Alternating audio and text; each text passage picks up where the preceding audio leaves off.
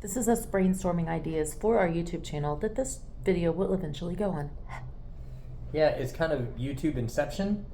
And we know that our first 100 videos or so are going to be garbage, and the next 100 are going to be just a little bit less hot garbage. So just bear with us, because there's going to be lots of content. So we're using one of our, as many of you might know, we own a marketing agency. We help a lot of people with their strategy and social media, and this is the tool that we use to create social media. So our main topic is Turn the World. That's the name of our channel, right? And so we go out here and we're talking about all the topics that we think you guys want to hear about. So far, this is what we're coming up with. I'm sure you couldn't read any of that because, I mean, Well, her handwriting. Look, first I want to show you. listen. Before you pick on her handwriting is the way it is because of her hands.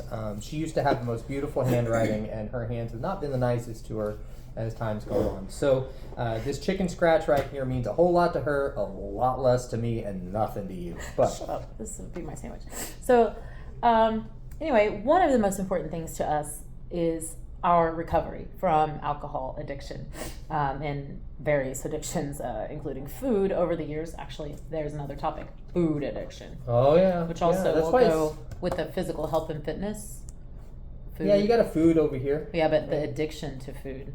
Oh, yeah. Yeah. Was Mine's pretty sugar. strong. Yeah.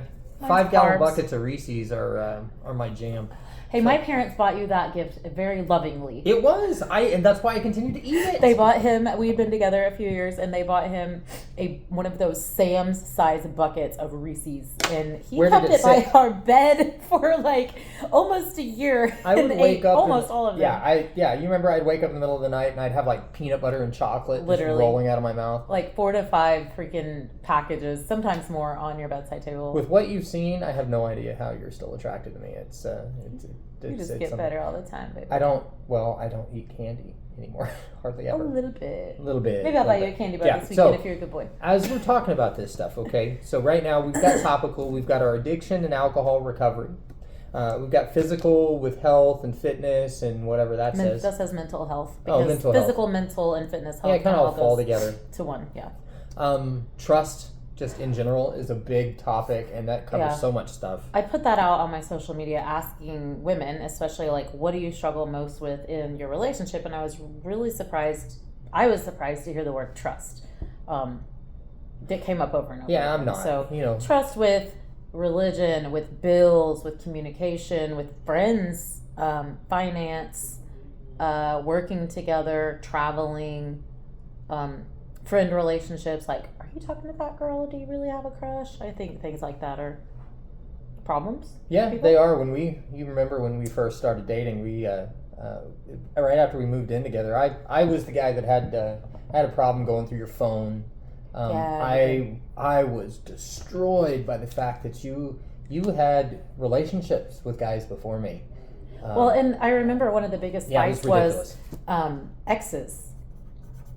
Because you told me that it's so rare for a man to remain friends with an ex, a woman, a man and female relationship, for the man to remain friends with a female ex. And that was actually shocking to me because I'm friends with my ex-husband, which was a big problem at first. And I know, like, a lot of gay people, when they break up, they remain friends too. So that was actually news to me to hear that you hadn't.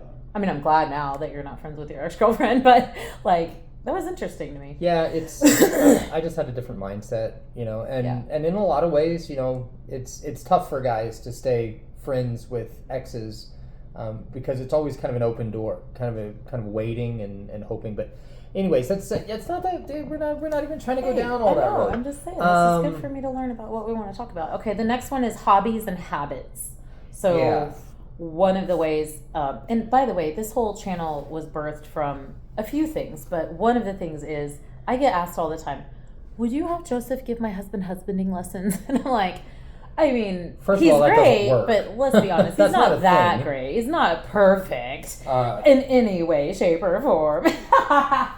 But no, I'm not. You see I will the kind say, of shirts that I pick, I'm not I perfect. love that. Yes. I picked that shirt, and you I damn well know picked it out of the closet this morning and put it on I my picked body. it right off of Amazon. Listen, Linda. He called me Linda. Who's Linda? my aunt. I had an Aunt Linda. That doesn't matter. Learning new things together is one of the things that we have done over the years. That's really helped us in our hobbies. We tried to learn to grow things together, and we both sucked at that. We kill things with our black thumbs. We've got some houseplants around here right now that we actually sent. Hey, this one's looking. We tried to kill our fern. Fred the Fern, to Fred the Ferns, and had to send them to her ex-husband to bring them back to life, and he's allowed us to bring one back home, but only one. The other Brandon one Walls can't come yet. is the plant daddy. If you go follow him on the Instagrams, you will see he's got a beautiful plant thing, and he's promised to help us get our watering situation figured out for next year, so maybe we can not kill more plants. Yeah.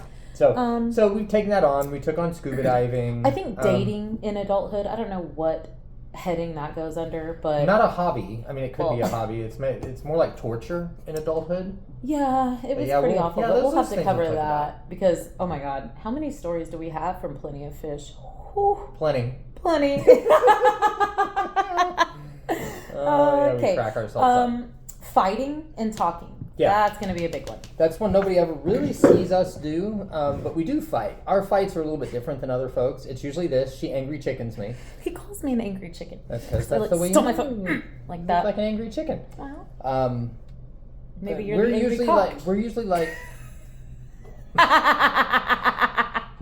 Not the word that I'd probably call myself, more, but yeah. You the big strutting cock, baby. No, none of that. So I think we'll do some how-to videos on how to fight.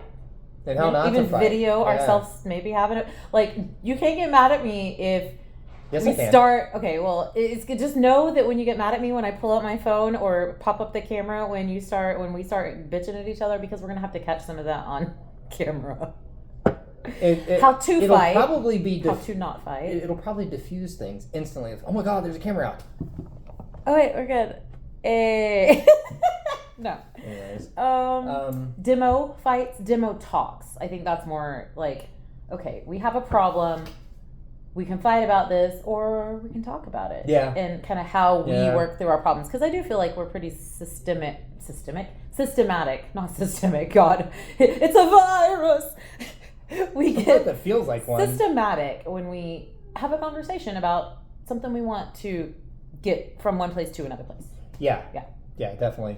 And that actually bleeds in a lot to parenting, because we are a blended family. Yes. You know, I've got 3 adult daughters that you went through holy hell with a couple of them. You're not my mother. I got that maybe twice. It wasn't bad. To your face. That was my girl. Well, to my face. I can't imagine the number of was going on behind closed doors. Plenty. I'm sure plenty. But my adult daughters from my previous marriage, and then we've had 2 boys in the house the whole time I've been here, and I didn't know. I didn't know that boys were so much different than girls. I didn't know how to be a stepdad. I'm still trying to figure that out. And we've only got one left here.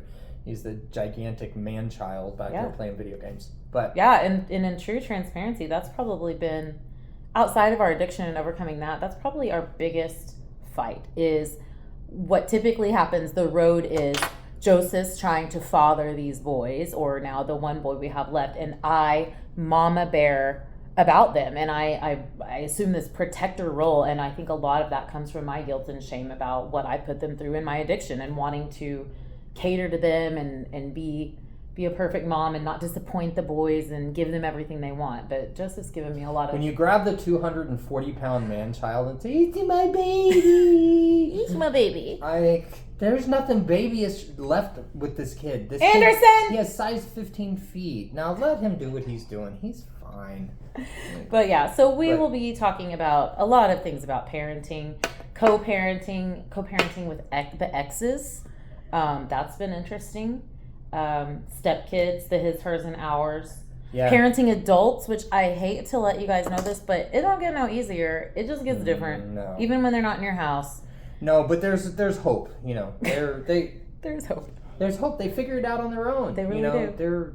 I couldn't be more proud of our kids. They were all kind of a mess when they moved out of the house. All my girls, rightfully so. You know, they were children of divorce. They were children of addiction. Of they us? They had we to created them. And they're still fairly well balanced, emotionally intelligent human beings. They really are. I couldn't be more proud of our kids. So we got lots of stuff coming. The format that you're going to be seeing things is, I'm sure, gonna pivot and change over time.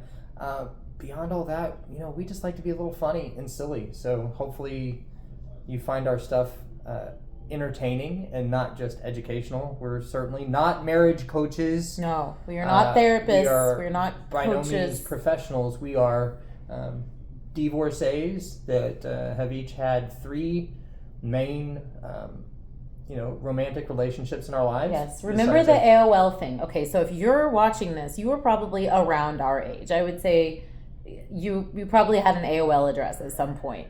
There was this email that went around in the early 2000s, I guess, that was talking about when it was, but yeah, your first love is this one thing, and then your second love is this one thing, and then you finally find your third love, and that's really, I'm gonna have to go find that story because it really does tell our story. We both went, the exact opposite direction with our second. It was like, oh my God, didn't want that, so give me something different. Let's go for something different. The really cool thing is we've got a good relationship and understanding with our ex-spouses. Yeah. I'm not near as involved with my ex-wife as we are necessarily with your ex-husband, and that's because we still have a minor child here. For sure. But there's no animosity or anything like that. But it wasn't always that way. Yeah. There's been fights. There have been. Big fights.